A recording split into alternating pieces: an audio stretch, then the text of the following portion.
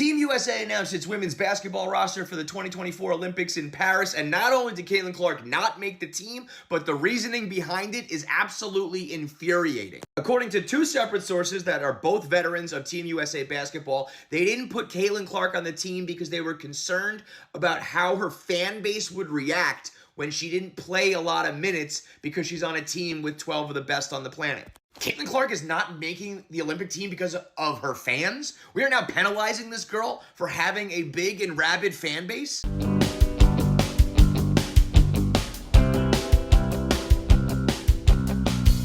Welcome to my channel, Outspoken Samantha. If you are new here, welcome. I appreciate you clicking on the video to watch it, and since you are here, I would love it if you would hit that subscribe button as well and help me to grow this channel. And to those of you that are returning, welcome back. I truly do appreciate your continued support on my channel, and I hope that you are subscribed as well. So guys, before we get into today's topic, I want to make something very clear. I am not a sports person. I have never been athletic, and sports is just something I have never really been that interested in. I'm 5'9", so I'm taller than a lot of people. I was taller than a lot of my friends growing up, and I always had people say things like, "Oh, I bet you're so good at volleyball, and I bet you're so good at basketball," and it just was not true. I am so completely uncoordinated. I did try track and field for a little while, but I was honestly the slowest runner. So just to say, sports has just never been in the cards for me. My brother, on the other hand, sports were his life. He could jump in on any sport and he just nailed it. He loved sports, lived and breathed it, particularly football, but all sports were just his thing. So he got all of the sports genetics in my family. And I don't say that to disqualify myself from the conversation. In fact, just the opposite. Because if I know who someone like Caitlin Clark is and what sport she plays in and what league she's in, then she has got to be amazing, because I am so far removed from this particular area of the human existence that there has got to be something truly magical happening to reach someone like me. And while there have been some amazing headlines involving this incredible athlete, there have also been some really unfortunate things going on as well that are honestly through no fault of her own. She's just out there kicking butt and taking names, and it's unfortunate that her time to shine is happening during such an incredibly toxic time in history where we cannot be happy for people who actually do succeed through their merit and hard work, that we actually have to tear people down who don't earn rewards based on things like sexuality and skin color. So just as a little bit of background, in case you don't know who this person is, which is totally fine. Caitlin played basketball in college and is apparently known as one of the greatest collegiate women's basketball players of all time. She is now just 22 years old and was drafted to the WNBA in April of this year. And then as of May 14th, 2024, she made her regular season debut with her current team, the Indiana Heat. And she's just been breaking records left and right since she hit the court as a professional basketball player. And it's wild to me that Caitlin has only been a professional player for just a few weeks. As of the date of the recording of this video, she's been doing this for exactly a month. And it feels like so much longer than that because she has been in the headlines nonstop since she hit the court. And she's not only been breaking records in her game, but in bringing in the crowds.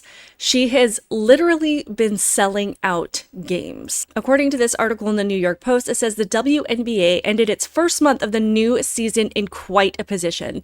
The league posted record television and attendance numbers for the month of May, the W announced on Monday afternoon. Roughly 400,000 fans attended games across the WNBA during May, making the largest attendance in 26 years for the opening month of a season.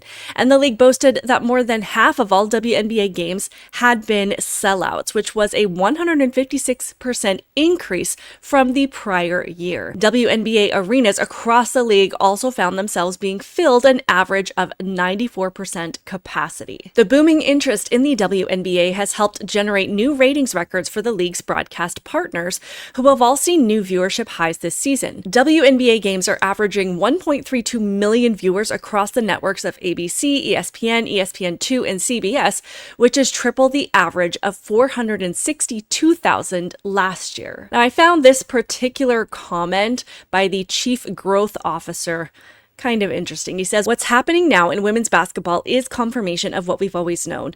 The demand is there, and women's sport is a valuable investment, Chief Growth Officer Coley Edison said in a statement. We're encouraged by growing engagement across all our verticals, especially as we welcome new and diverse audiences into our fandom.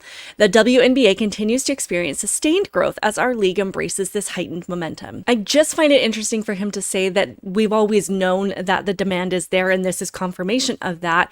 And, saying women's sports is a valuable investment. But there has been a notable shift in the popularity of this game based on this singular player. So I would argue that the demand hasn't always been there, or they would have had success in other seasons to at least rival the success that they are having now. Because as we're going to go on to discuss, people are having a really hard time acknowledging that it's this single player that has brought in the popularity and that has brought in the crowd. The last piece of this article says it would be hard not to point to the Caitlin Clark effect following the release of the May attendance and viewership.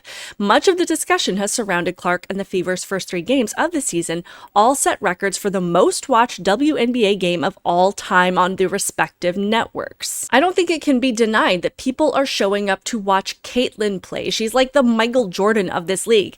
And finally, women are getting the attention they've been begging for their sports for years. I mean, how many times have we heard these women complain over the years about not getting the same attention as the men's teams, about not being paid as much? You get paid more when your events are popular. Women's sports in general just have not been as watched and as popular as men's sports, and that's by both men and women viewers. So now they do have this player that is drawing in crowds and filling the seats to 94% capacity, and you would think that they would all be happy about this. But of course not, because that would be a sane reaction, and the world that we live in today is based on complete insanity, and we can't have a reasonable and logical reaction to anything. So the response to the fact that it's one player that is bringing in all of this attention has been more of a source of contention than it has been a positive one.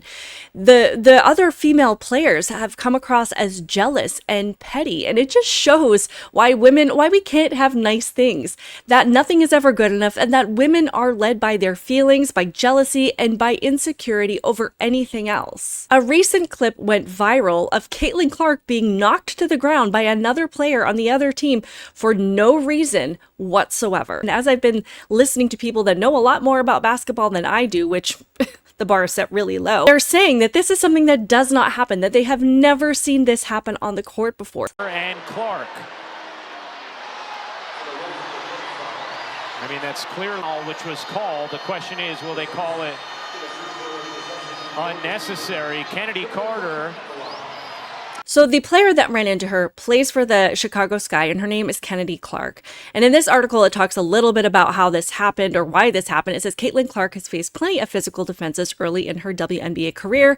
On Saturday afternoon, as she and the Indiana Fever won a 71-70 thriller over the Chicago Sky at Gainbridge Fieldhouse, she took umbrage with one particular hard foul. After Chennedy Charter made a basket for the Sky with 15.1 seconds left in the third quarter, she quickly went to defend Clark, who was looking for an inbound pass. But before Clark could receive any pass, she was knocked down to the floor by a shoulder check from Charter, who was immediately whistled for a foul.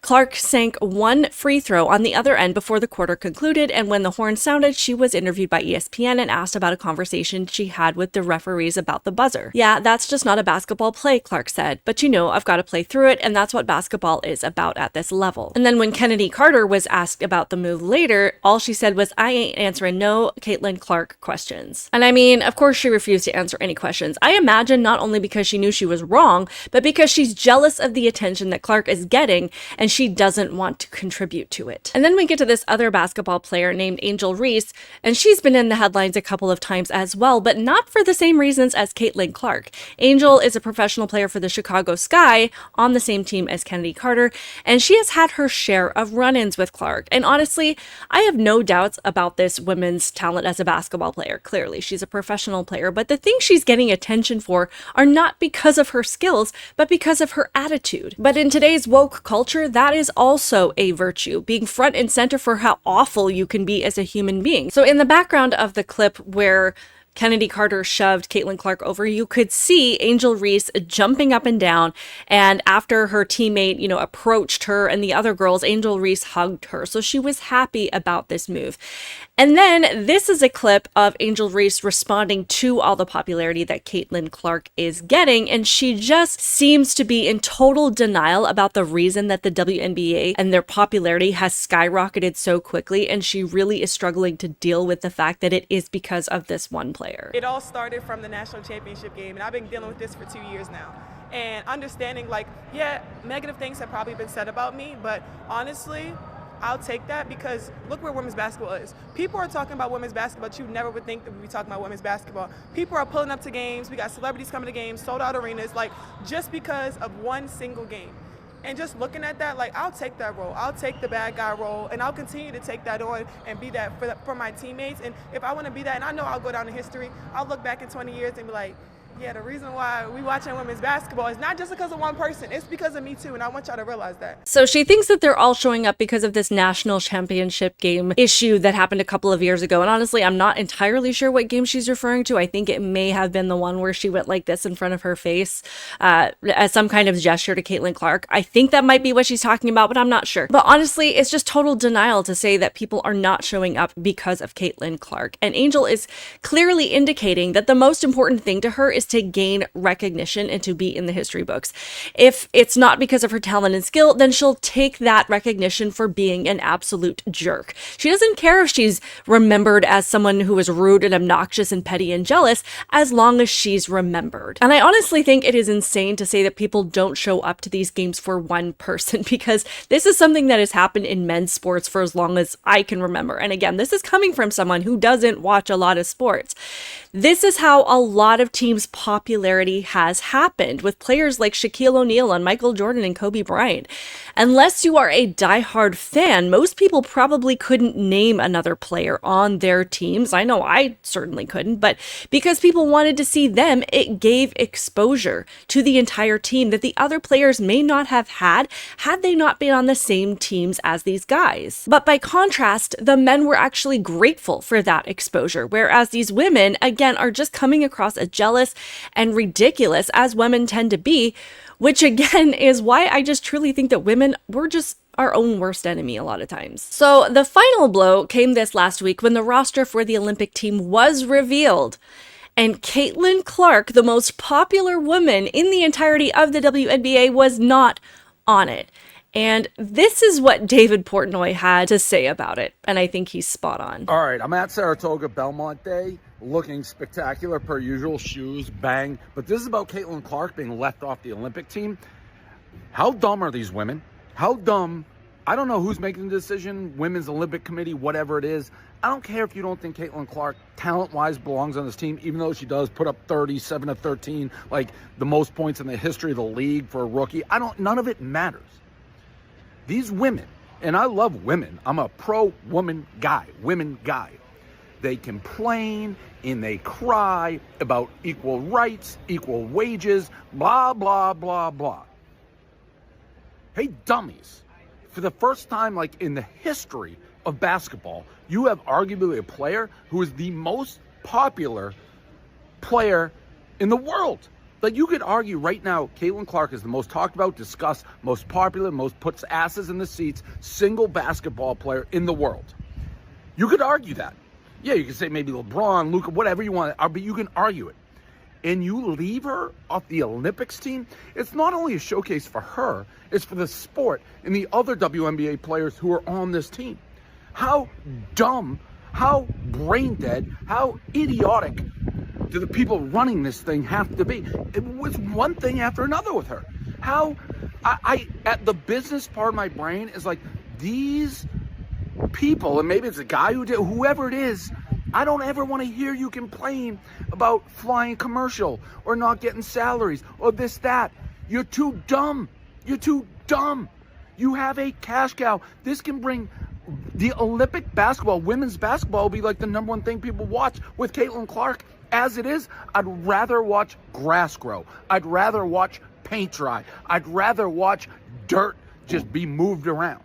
Because Caitlin Clark's not on the team. If she's there, it's appointment TV. You people, whoever did this, honestly, hey, take your brain, put it in a museum, and study it for how dumb you are. Do you agree? I mean, absolutely. I have to agree with everything he just said. I mean, even I understand it's not just about the sport. It's about the fact that this is a business.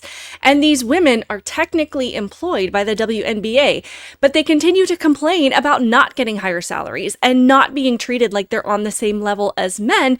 But in order to achieve that, you need viewers, you need support, you need revenue, and you need to have demand in order for those things to all happen for you. But these women are so concerned about proving a point that she's not the only player that people are coming to see that they're willing to risk the very thing that they've been begging for decades because they can't handle it when the attention is on another woman. So this is from a commentator named Erin Wexler, and I love what she had to say about it because I think it's also 100% true. Here's what no one's willing to say about Caitlin Clark not being chosen for the U.S. Olympic basketball team. Everyone is asking, oh, how could this happen? I know exactly how it happened. It's because the biggest threat to women is other women. When men are successful, guys want to be friends with them. They'll wear their jersey. They'll get the same haircut. They might even dress like them. Men try to actually surround themselves with more successful men. But women, they don't see a popular, successful woman as someone to be friends with, someone to elevate themselves with. No. She is a target. She is to be taken down. And in classic female form,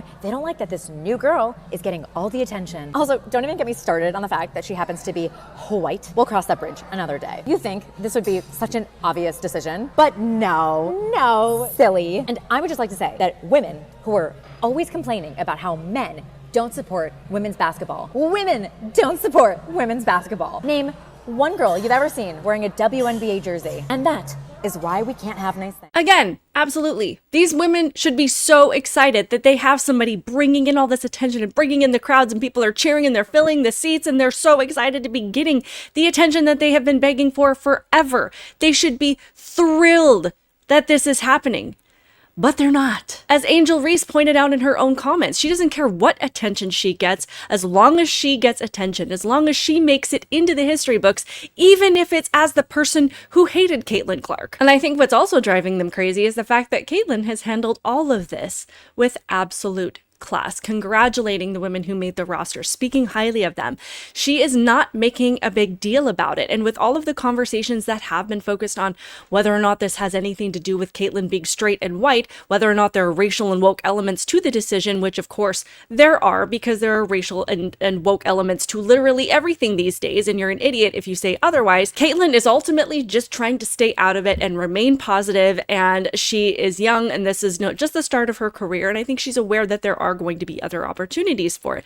So she is just taking the high road, and not because I think she feels like she has to, but I think that as a person, this is who she is, and this is what comes naturally to her. She's not petty. She's not jealous. She's not out to take anybody down, even though I'm sure in her brain, she knows that she should be on that team. She is still speaking highly of her teammates and congratulating them and being an example of how we should all treat other people. What was your reaction when you saw the USA team yesterday, the roster come out? Yeah, I think I'm excited for the girls that are on the team. I know it's the most competitive team in the world, and I know it could have gone either way of me being on the team, me not being on the team. So, I'm excited for them. I'm going to be rooting them on to win gold. I was a kid that grew up watching the Olympics, so it'll be fun to watch. She's going to be rooting for them despite the fact that they don't seem to be rooting for her. And Caitlin is also aware that her name is being used in a lot of political conversations, whether this has anything to do with race and whatnot. And she has said she doesn't want her name to be used to push politics or to fight about race or intersectionality. She honestly just wants to play her sport, and that's it. And her lack of reaction seems to be just pissing off the other players. It's actually astonishing to me that we're at this place where someone just focusing on their sport and their talent is seen as controversial, and not using their platform for politics is actually what's bothersome to people. Honestly, Disney, Target, Bud Light, Hollywood, all of you should be taking a page out of Caitlin Clark's book. And to be realistic, one of the reasons Caitlin is probably going to continue to be popular is because she isn't divisive. She is kind and respectful, and I hope she does just focus on her gifts and what people come to watch her for, and not get caught up in all of these other things. Because the people who do use their platforms to tell tell others what to think about politics and culture, those are the ones that we abandon. There's a reason that get woke, go broke is a thing. Anyway, like Dave Portnoy said, women, you have no room to ever whine about equality ever again, or whine about not being paid as much, or whine about not getting enough attention, or whatever it is, because